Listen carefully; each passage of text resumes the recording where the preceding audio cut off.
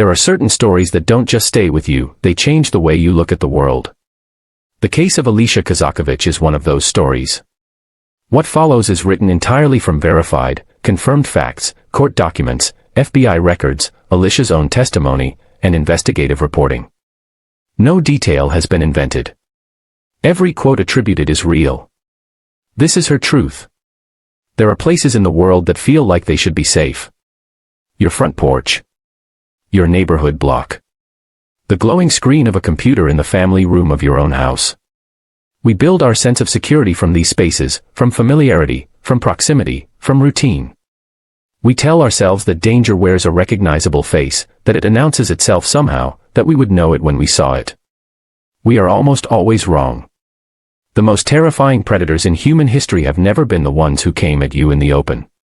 They are the ones who came quietly, gradually, patiently, who built their way inside through warmth instead of force, through kindness instead of threat. They are the ones who learned what you needed to hear and whispered exactly that, night after night, until the line between the real world and the world they had constructed for you became impossible to see.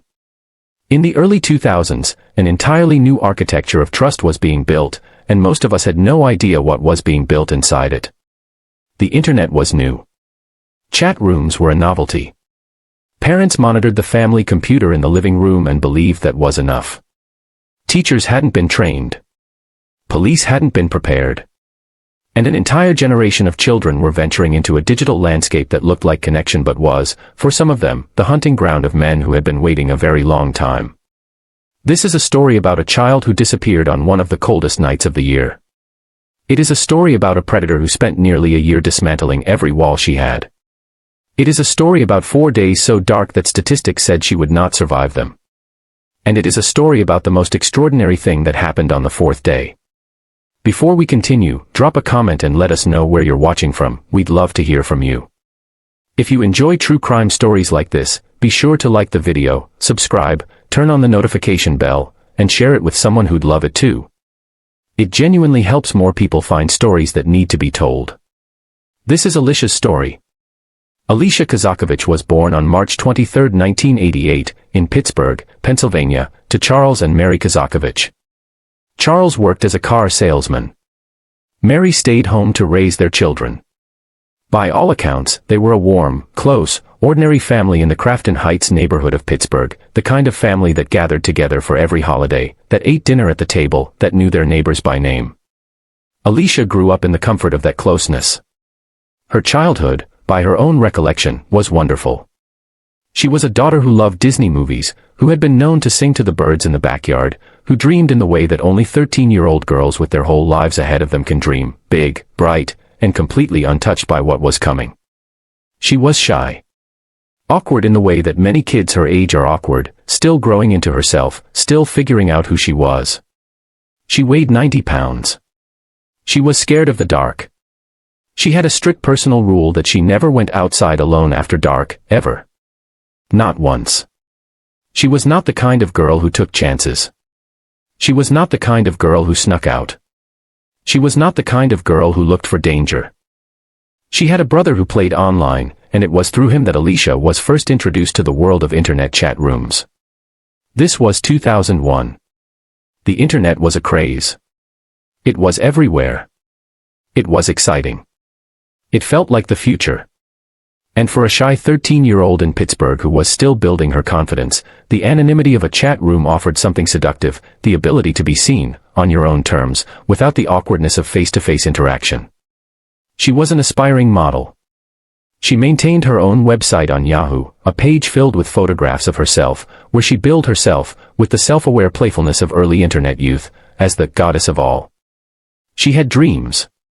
She had plans. She was building something, even if she didn't know exactly what yet. Her parents had placed the family computer in the family room, where internet activity could theoretically be monitored. They warned their children, as most parents did, about talking to strangers. They were not negligent. They were not absent. They were doing what parents in 2001 did, their best, in a landscape that none of them fully understood yet. I didn't come from a broken home, Alicia would say years later. I was, and am, loved by my family. They were involved in my life. But it still happened to me. What none of them knew, what no one in the Kozakiewicz household suspected, was that a predator had already found their daughter. And he had been working on her, patiently and methodically, for months. It began, as so many of these cases do, with a girl. Around 2001, Alicia started chatting online with someone who presented herself as a teenage girl with red hair named Christine, or Christine, in some accounts. They had things in common. They talked about the things that girls that age talk about: friendships, school, feelings, secrets. Alicia trusted her. Gradually, Christine became one of Alicia's closest online confidants. Except that Christine wasn't a girl at all. Christine was a 31-year-old man. When Alicia eventually discovered this, she was disturbed, but she continued the contact. And it was through this man that she was introduced, in the chat rooms of Yahoo, to a second person. His name was Scott William Tyree. He was 38 years old. He lived in Herndon, Virginia, a small city in the suburbs outside Washington, D.C., in a townhouse that, from the outside, looked ordinary. He was a computer programmer. Divorced twice. The father of a 12-year-old daughter. A man who, by all external appearances, was unremarkable. His first wife, Sarah, would later describe him as a classic, long-haired computer guy with a passion for science fiction and computer games. No prior criminal record. No obvious red flags. Just a man with a computer and an internet connection and, apparently, an obsession he had been cultivating in the shadows for a very long time. His Yahoo profile told a different story. It described him as a master for teen slave girls. He had allegedly been telling online contacts for months, nearly 9 months, according to a confidential informant, that he wanted to find a girl and make her his sex slave. He had been talking specifically about a girl in the Pittsburgh area for 3 to 4 months before he ever made his move. He knew her age. He knew her neighborhood. He knew her name. And for nearly a year, he groomed her. Every night, while the Kozakiewicz family slept, Scott Tyree would initiate contact with Alicia. He would talk to her about her favorite things. He talked about the Spice Girls. About the Backstreet Boys. About the movie Titanic. He talked to her in the language of her world, the world of a shy 13-year-old who was still searching for someone who really saw her, who made her feel like she mattered. He made me feel beautiful and important and special and unique, Alicia would say later. He told me what I wanted to hear versus what I needed to hear. And in the same breath, he was working in the other direction. He was slowly, carefully, surgically isolating her from the people who actually loved her. He made her parents sound unreasonable. He made her friends sound disloyal. Every time there was a small conflict in her life, a disagreement with her mother, a frustration with a friend, Tyree was there, taking her side, reinforcing the idea that no one understood her the way he did. Grooming is like brainwashing, Alicia would later say. It's not complicated. All it is being a child's friend. And that's what he did to me. She was 13 years old. She had no internet safety education, no warning, no frame of reference. There were no PSAs. There were no school programs. There was no vocabulary for what was happening to her. There was no one to say how dangerous it really was, she would explain. We didn't know. The year 2001 rolled toward its end. And Scott Tyree had been preparing for New Year's Day for a very long time. New Year's Eve, December 31, 2001. The Kozakiewicz family had gathered at home in Crafton Heights for their annual celebration. This was tradition, everyone together, the whole family, the warm smells of food being prepared, the easy noise of people who belonged to each other. There was pork on the table, which was the family's tradition. There was laughter. There was normalcy. There was everything that should have been enough. Sometime after dinner, Alicia told her mother that her stomach hurt. She asked if she could go lie down. Mary said yes, go rest, come back for dessert in a few minutes. Alicia walked down the hall. But she didn't go to her room. She had been talking to Tyree that night. He had made his move. He told her that his wish may really be happening. He told her he was coming. He told her to come outside. What happened in those minutes, in the gap between the dining room and the front door, is something Alicia has described with a level of self-awareness that only comes from years of reflection, years of trying to understand the mechanics of what was done to her mind. She was, remember, scared of the dark. She had never gone outside alone at night. The temperature in Pittsburgh that New Year's night was brutal. It was snowing. It was cold in a way that bites. And yet she opened the front door and walked out. She walked about a block from her house. The snow was falling. The streets were quiet. And then, something stopped her. A feeling. An instinct. She turned around. She started walking back toward home. She was almost there. And then she heard a male voice call her name. He was standing right there. He had driven hundreds of miles from Virginia to be standing right there in the dark on her street at that moment. He knew her face from the photos on her Yahoo website. He called her name like they were old friends. And then he grabbed her arm.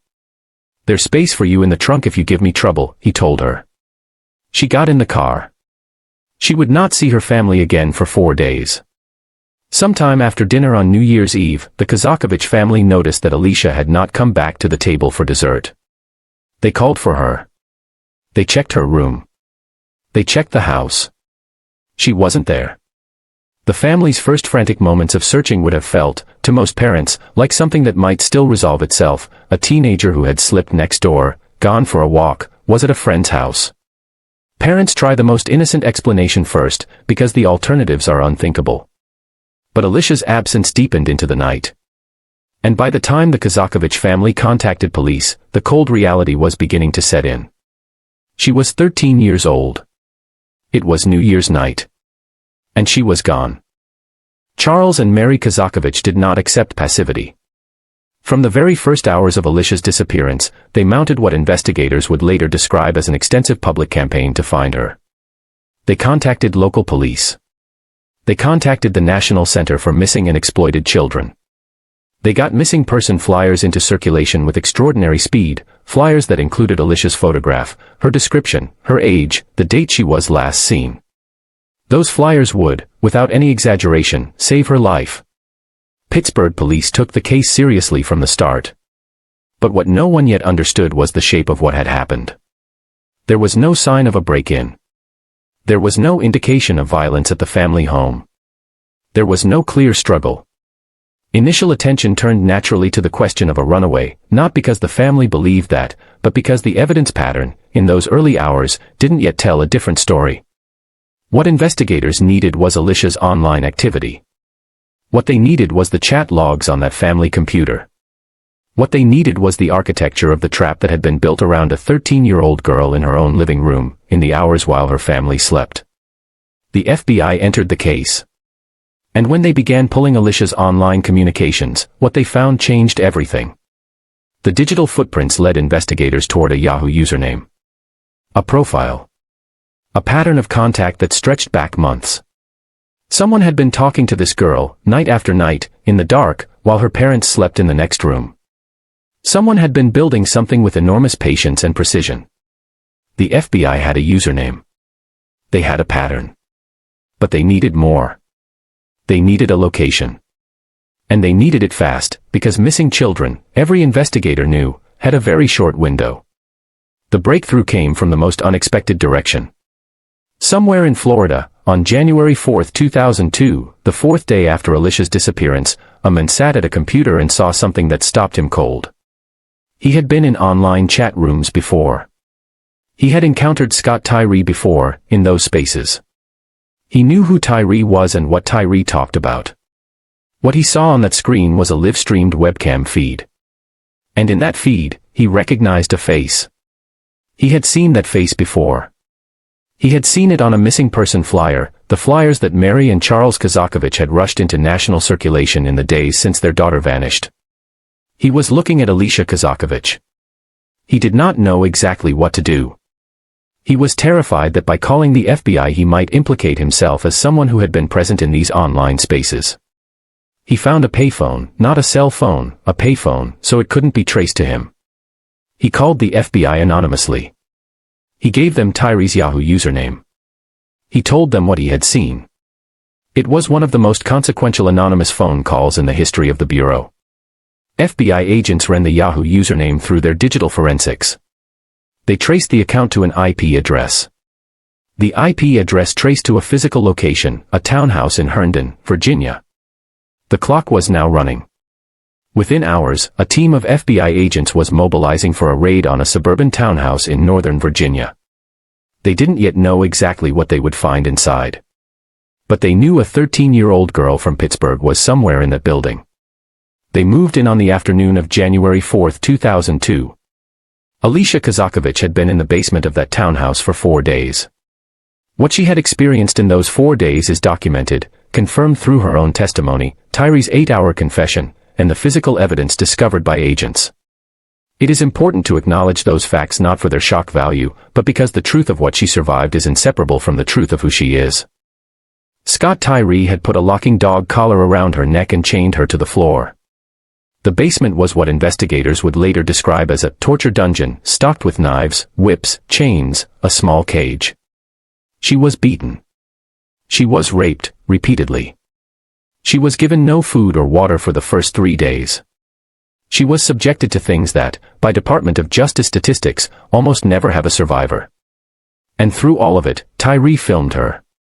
He broadcast it online via webcam, live, to an audience of people in internet chat rooms. He had bragged to his online contacts that he had, finally got a teen sex slave. He had already messaged the confidential informant at 10:55 p.m. on January 1st.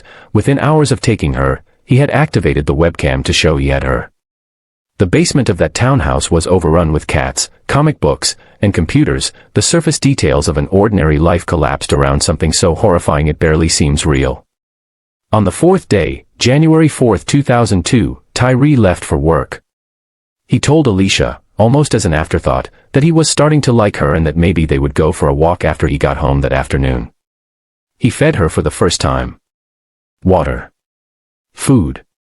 The first she had received in days. What he didn't know was that the FBI was already moving. What Alicia didn't know was that a stranger in Florida had seen her face on a missing person flyer. What the world didn't yet know was that the digital breadcrumbs of one man's arrogance were about to bring an entire federal agency to his front door. Alone in the basement, Alicia Kozakiewicz prayed. She had reached a decision somewhere in those dark hours that only people who have faced genuine annihilation can fully understand. On the 4th day, I remember thinking, today is the day I have to fight, and it's probably going to kill me. I'm probably not going to make it out of this alive, but I am not going down without a fight. She was 13 years old. At approximately 4:10 p.m. on January 4, 2002, Alicia Kozakiewicz heard the front door of the townhouse explode inward. She heard loud crashing. The sound of multiple men moving fast. She heard voices screaming, "We have guns. We have guns." Everything in her recent experience told her this was Tyree. That he had sent someone to kill her. She rolled under the bed, dragging the chain with her, that cold, heavy chain, and pressed herself as small as she could make herself in the dark. A voice called out, "There's no one here. It's all clear." She did not make a sound. And then the same voice said, "Wait. There's movement over there." The agents found her. I remember dragging that cold, heavy chain out, Alicia would later describe, and trying to put my hands up but also trying to cover myself at the same time. I had no clothing on. I was staring at the end of a gun. And then she saw them. The jackets. The bold yellow letters across the back. FBI. I saw the most beautiful letters in the alphabet, she would say later, in bold yellow on the backs of their jackets, and I knew I was safe. It was 4:10 p.m. Scott William Tyree was arrested at his workplace 30 minutes later, at approximately 4:40 p.m., January 4, 2002. When federal agents sat him down, he talked for 8 hours. He confessed to everything. He confessed to grooming Alicia online, to driving to Pittsburgh, to abducting her, to transporting her across state lines, to what he had done to her in that basement, to broadcasting it online. 8 hours of confession, cataloging what he had done to a 13-year-old child who had never done anything to him except exist in a chat room. He had no prior criminal record. He had been hiding in plain sight. Alicia was taken to the hospital. She was examined. She was released into the custody of Fairfax County Child Protective Services because the media attention surrounding her rescue was so intense that her parents, Charles and Mary, could not board a commercial flight without being recognized and surrounded. The FBI arranged a private flight. The family was reunited the following day. A photograph ran on the front page of the Pittsburgh Post-Gazette. Alicia, 13 years old, flanked by her parents, wearing an oversized sweater and an FBI cap. Her face in that photograph carries something that resists easy description, the face of someone who has been to a place that most people never see and has come back to tell the rest of the world it exists. In the weeks and months that followed, the world processed Alicia's story, or tried to. Former U.S. Attorney Mary Beth Buchanan, whose office coordinated the rescue and prosecution, would later recall the way the case transformed the conversation around online predators. At the time, this was new territory, Buchanan said. The internet was new. People didn't understand that this was possible. What was also new, and deeply painful, was what Alicia faced from the public. People struggled to understand how a child from a loving home, with involved parents, could have been lured out of her own house. The instinct, then as now, was to look for someone to blame. Some of that blame landed, unfairly and devastatingly, on Alicia herself. People mostly blamed the victim, she would say years later. They found it impossible to understand how this had happened, how she had been groomed. They couldn't grasp that this wasn't her fault. She was 13 years old and had survived something that, statistically, she should not have survived. And when she came home, some of the world told her it was her fault. In September 2003, Scott William Tyree stood before a federal judge. He had pleaded guilty to 4 federal counts: inducing a minor to engage in illegal sexual activity, travel with intent to engage in a sexual act with a juvenile, transportation with intent to engage in criminal sexual activity, and sexual exploitation of a child. Additional state charges in Virginia included rape, forcible sodomy, object sexual penetration, and abduction with intent to defile. He was sentenced to 19 years and 7 months in federal prison. For many observers, the sentence felt inadequate. For Alicia, it meant that there was a clock. A countdown. A date on a calendar somewhere in the future when Scott Tyree would walk out of prison. She knew that date. She carried it. While that is horrifying and my life will flip upside down, she told a reporter years later, I'm working to be at a place where that's not going to be as impactful as it could be. Yes, I'm scared. Yes, I dread that day, thinking about him getting up and going outside and feeling the sunshine on his face and being free. That day came in February 2019. Tyree was released from the Federal Correctional Complex in Butner, North Carolina, and assigned to a halfway house that was, extraordinarily, just 4 miles from the Kozakiewicz family home in Crafton Heights, Pittsburgh. Alicia, her family, and multiple members of Congress called on the Federal Bureau of Prisons to move him farther away. A judge ruled in their favor on March 22, 2019. It was a short-lived victory. In October 2019, Scott Tyree was returned to federal prison for an additional 2 years. He had violated the terms of his parole by visiting pornographic websites. He was released a second time on September 22, 2021. In October 2025, more than 2 decades after he had driven to Pittsburgh and taken a 13-year-old girl from the street outside her home, Scott William Tyree was arrested again. He was charged with federal stalking and possession of child pornography. Investigators alleged that he had repeatedly attempted to locate and contact Alicia through proxies, monitoring her public activities and appearances. He was reincarcerated. He has never, in any meaningful sense, stopped. There is a question that Alicia Kozakiewicz has spent more than 2 decades answering, in courtrooms and classrooms and conference rooms and television studios. How does this happen? How does a shy, loved, carefully watched 13-year-old girl from a good family in Pittsburgh end up chained in a basement in Virginia? The answer, she has come to understand, is not complicated. It just feels that way because we want it to be. We want there to have been a warning sign we could point to, a failure we could identify, a mistake we could avoid. We want the story to have a flaw we could fix. Grooming is not complicated, she says. All it is being a child's friend. In the immediate aftermath of the case, Alicia Kozakiewicz did something remarkable. She was 14 years old, still processing what had happened to her, still developing what would become a significant diagnosis of post-traumatic stress disorder and significant memory loss. Much of her childhood prior to the abduction became difficult or impossible to recall. She was still putting herself back together. And she founded the Alicia Project. At 14 years old, she began speaking publicly. She began walking into schools and telling her story. She began testifying before lawmakers. At 16, she was already advocating for legislation. In 2007, she testified before the House Judiciary Committee. She brought the room to tears, reportedly including grown men who had sat through some of the most difficult testimony in American legal history. She speaks truth to power, said Camille Cooper of the advocacy organization Protect, who worked alongside Alicia on legislative efforts. Her testimony contributed directly to the passage of the Protect Our Children Act of 2008. And she lobbied relentlessly, state by state, for the passage of Alicia's law, legislation that creates a dedicated funding stream for Internet crimes against children task forces, directing money from criminal convictions to the investigations, training, and rescue operations that protect children online.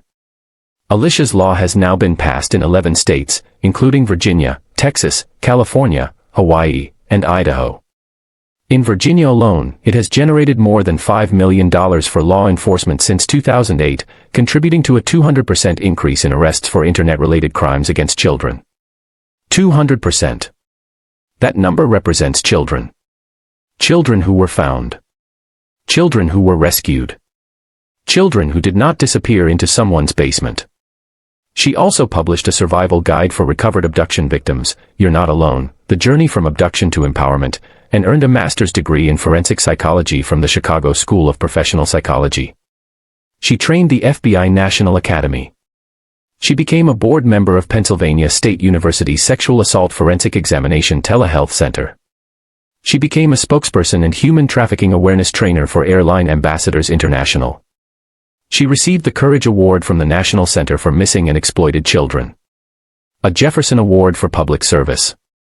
Presidential recognition from the United States government. The K-9 unit of the Wisconsin Department of Justice, a dog trained to locate hidden electronic devices in investigations of Internet crimes against children, was named K-9 Kozak in her honor. A dog trained to find the hiding places of predators. Named after the girl who survived one.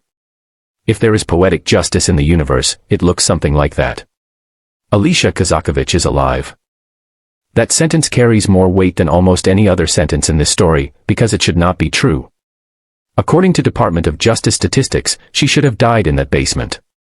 The pattern of cases that match hers, child abducted by online predator, transported across state lines, held captive, almost never ends the way hers did. Almost never ends with an FBI cap and an oversized sweater on the front page of a newspaper.